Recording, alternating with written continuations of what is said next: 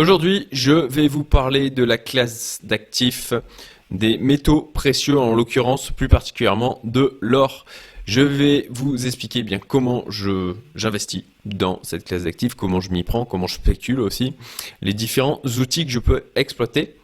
Puisque, c'est pour ceux qui suivent les marchés, ça ne nous aura pas trop échappé. Je pense que l'or a pas mal monté. Avant de poursuivre, je vous invite à vous inscrire à ma liste email privée et ou aussi au Discord public gratuit que j'ai mis en place.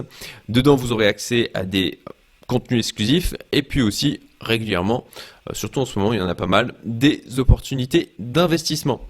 Je réduis ma tête et on va donc démarrer cette vidéo. Voilà. Qu'est-ce qu'on va voir aujourd'hui? On va parler donc de l'or physique, bien sûr, de la manière comment se positionner en bourse. On va parler de la solution de Veracash. On va rapidement parler de Revolut. Je vais le mentionner puisque je l'utilisais auparavant, mais j'ai eu quelques déboires avec cette néobanque, et du Paxos Gold. Alors en introduction, comme vous l'avez vu déjà, l'or a bien poussé et on a une hausse d'approximativement 5,6%. On est monté au-delà des 6%. En tout cas, depuis quelques jours, hein, si vous le voyez, hop, voilà, là on est à 5,79%. Et après une hausse comme ça, pour ma part, je ne suis pas à l'aise de me positionner. Donc, est-ce que vous devez rentrer maintenant? Moi, je ne le ferai pas. Je ne le fais pas d'ailleurs. Je me suis déjà positionné auparavant. Donc pas de all-in et pas de FOMO. Je sais que c'est dans des périodes comme ça où il y a des craintes par rapport au système bancaire, c'est une des raisons pour lesquelles l'or a poussé, que l'on aurait envie de se précipiter sur cette classe d'actifs. À mon sens, faire du all-in, c'est une très mauvaise idée. Attention au FOMO aussi. Éventuellement, si vous n'êtes pas du tout rentré sur l'or aujourd'hui, pourquoi pas mettre une première cartouche, mais absolument pas tout le capital que vous souhaitez y consacrer. Alors, il y a deux manières, à mon sens, de se positionner sur l'or, qui est une classe d'actifs un peu particulière, de mon point de vue. Soit en fonds d'urgence de long terme, c'est-à-dire que vous allez prendre de l'or et en posséder en permanence, en espérant ne jamais avoir besoin de le vendre. Donc c'est là où ce que j'entends par long terme, c'est concrètement sur toute votre vie, en espérant, et je vous le souhaite, que vous le transmettrez à vos héritiers. Puisque, si c'est un fonds d'urgence, c'est dans les cas où on aurait des crises majeures que vous auriez la nécessité de l'exploiter. Et j'en parle parce que quand c'est la merde, c'est trop tard, en fait, pour en acheter ou s'en préoccuper.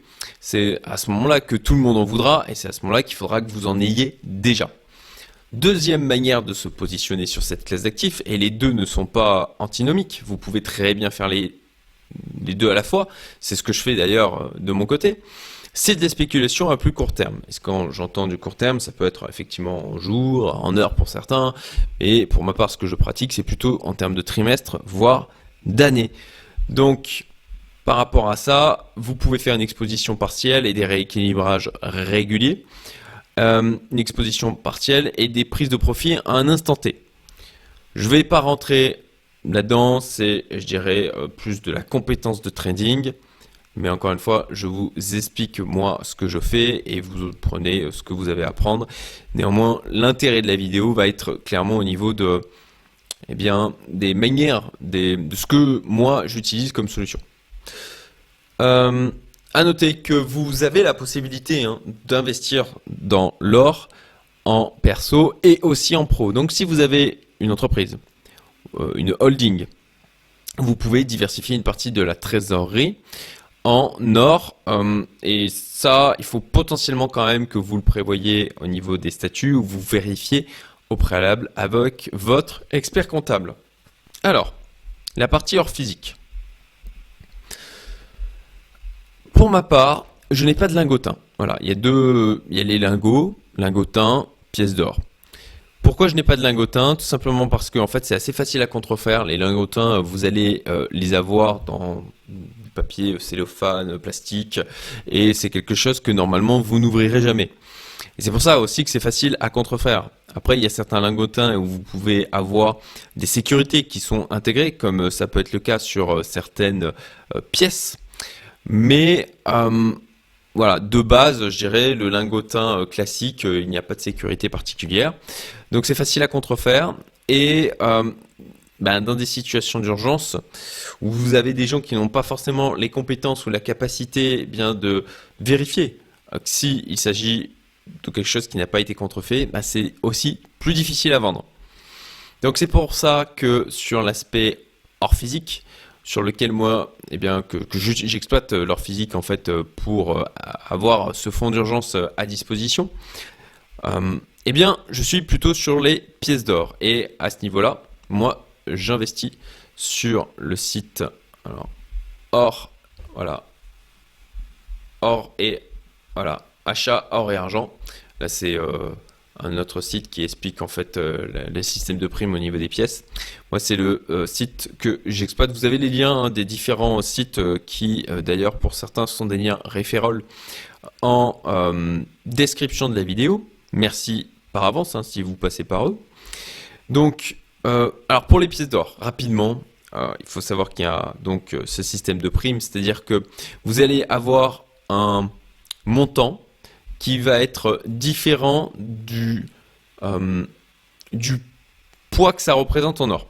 C'est-à-dire que vous allez avoir, par exemple, là, vous avez souverain commémoratif, voilà, 20 francs Marianne. Voilà, 20 francs Marianne, vous avez une prime de 7,45% en ce moment, ce qui est assez élevé, à mon sens. Il faut plutôt tabler sur une prime, 3%. Parfois, elle peut même être négative dans les moments où, effectivement, ces pièces sont survendues. Et donc, ça va être la différence entre la valeur intrinsèque et la valeur à laquelle vous avez acheté. La valeur intrinsèque correspond donc au poids en or, la valeur du poids en or qu'il y a à l'intérieur de la pièce. Il y a une fiscalité à la revente spécifique aussi. Alors tous ces liens, de la même manière, je vous les mets en description. Donc fiscalité à la revente, je ne vais pas détailler ça. Je vous invite à aller voir ça vous-même si vous le souhaitez. Pareil pour l'explication au niveau des primes, voilà, vous avez une explication qui est plus détaillée sur le site que je vous mets aussi en description. Mais grosso modo, c'est les différences qu'il y a entre le prix auquel l'or se vend, la valeur de l'or qu'il y a dans la pièce et le prix d'achat de la pièce. Ce qui peut, encore une fois, dans de rares cas, être aussi négatif. Alors, quelle pièce d'or? Sur quelle pièce d'or se positionner? Pour ma part, quand j'étais en France, puisque maintenant je suis expatrié à l'île Maurice, j'achetais des 20 francs suisses, 20 francs Napoléon, 20 francs Marianne. En cas dans une approche de résilience dans le pays dans lequel vous êtes situé, il est plutôt cohérent d'acheter en fait des pièces qui sont plutôt connues dans ce pays. Ça simplifiera les choses en termes de revente par la suite. Néanmoins, le problème de ces pièces 20 francs Napoléon, 20 francs Marianne, c'est qu'il n'y a pas de sécurité intégrée. Elles sont beaucoup plus facilement falsifiables que d'autres pièces. Ça, je dois avouer que avant je l'ignorais, mais on a la chance maintenant d'avoir dans ma communauté privée quelqu'un qui a une certaine expertise et qui nous a fait. D'ailleurs, c'est l'auteur de la chaîne Les Pourquoi de l'investissement. Et il nous a fait donc un workshop où il nous a parlé justement de l'or physique sur laquelle il a déjà il a développé une passion et puis du coup une certaine connaissance de la chose. Et c'est à cette occasion que j'ai appris qu'effectivement les 20 francs Napoléon, 20 francs Marianne pouvaient être assez facilement falsifiés. Donc vous avez des pièces avec des systèmes de sécurité. Il faut faire gaffe aussi à la liquidité, ce que j'évoquais avec les 20 francs Napoléon et 20 francs Marianne, c'est que du coup vous aurez certaines facilités à les écouler en France. Mais ensuite, quand vous avez choisi comme moi d'être à l'international, de ne pas être limité à un pays, et que j'ai fait le choix aussi de rester mobile et adaptable dans le monde qui arrive, je crois que c'est salutaire. À ce moment-là, vous avez d'autres typologies de pièces telles que les Krugerrand et là aussi la Britannia. Voilà. Alors la Krugerrand, elle, c'est concrètement celle qui vous offre mondialement le plus de résilience. A priori, c'est celle qui est vraiment la plus connue dans le monde. Et elle intègre en fait des éléments de sécurité qui sont invisibles à l'œil nu. Donc c'est à la fois un avantage et un inconvénient, le fait que ce ne soit pas visible à l'œil nu, ça veut dire qu'il faut des systèmes spécifiques pour pouvoir le vérifier. L'avantage de la Britannia, par contre, c'est qu'il y a aussi un système de sécurité. Bon, par contre, elle est moins connue que le Krugerrand ou la Krugerrand. Désolé si je me trompe sur voilà, le féminin ou le masculin, mais c'est la pièce, donc la Krugerrand. Voilà, désolé si je prononce mal. Et donc, pour la Britannia, il y a une sécurité avec un hologramme qui est visible sur celle-ci. Donc, elle a un niveau de sécurité quand même assez élevé. Ensuite, vous avez aussi l'American Eagle. Mais, alors, celle-ci, elle est aussi pas mal frappée, hein, pas mal écoulée, pas mal connue aussi.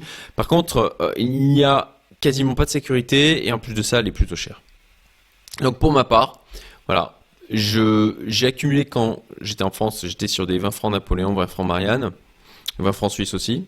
Et maintenant que je suis du coup à l'étranger, je me dirige plutôt vers du Krugerrand et de la Britannia, de manière à pouvoir, si jamais je dois bouger rapidement dans un autre pays parce que je ne sais pas ce qui peut se passer à l'île Maurice aujourd'hui, tout va bien, mais je ne sais pas de quoi sera fait l'avenir. Et encore une fois, c'est pour alimenter mon fonds d'urgence.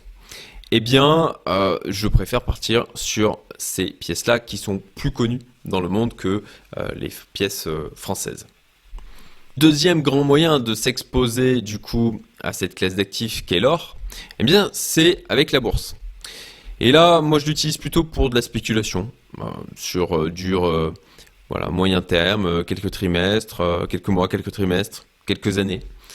Donc là-dessus, je fonctionne avec Interactive Broker. De la même manière, vous avez le lien en description. Moi, je trouve que les fonctionnalités sont très bien. Les frais sont vraiment très faibles. Interactive Broker, ils sont présents depuis maintenant une dizaine d'années. Donc, c'est d'ailleurs, me semble-t-il, le broker le plus gros au monde. Donc, normalement, plutôt solide. Comment je me positionne du coup au niveau de la bourse sur l'or? Eh bien via des ETF qui sont backés par de l'or. Pour ça, il y a donc deux ETF sur lesquels je me positionne, même chose, je vous mettrai les liens en description. Le SPDR Gold Mini Share Trust avec du coup des frais de 0,10%, ce qui est vraiment faible en fait. Et le iShares Gold Strategy. Donc même chose, un ETF avec un peu plus de frais du 0,25%. Mais de la même manière, c'est bien de se diversifier et de ne pas être sur uniquement un ETF. J'ai aussi donc en l'occurrence, une minière cotée. C'est aussi une manière de vous exposer en fait alors.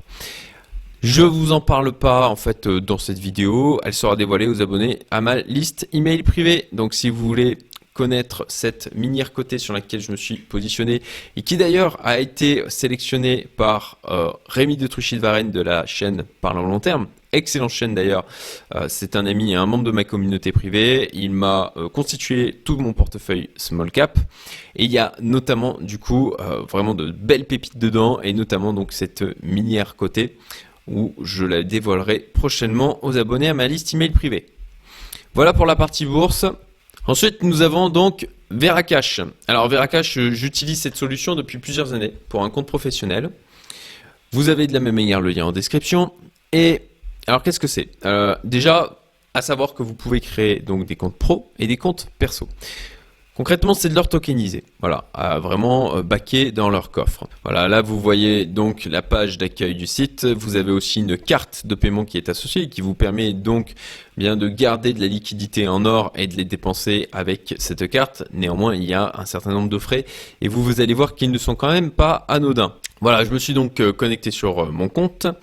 Vous voyez donc Gold Spot, Gold Premium, Argent, Diamant. Donc vous avez la possibilité en fait de vous positionner sur donc ces quatre classes d'actifs différentes. Alors en quoi le Gold Spot et le Gold Premium sont différents? Le Gold Spot, c'est tout simplement que ça va être le prix de l'or au cours en bourse, au cours spot, et le Gold Premium en fait ça va être adossé. Donc là c'est vraiment de l'or brut et le Gold Premium ça va être vraiment adossé en fait à des pièces telles les pièces d'investissement dont je vous ai parlé tout à l'heure. Pour ma part, je me suis positionné surtout sur le Gold Spot. Alors pourquoi majoritairement sur celui-ci?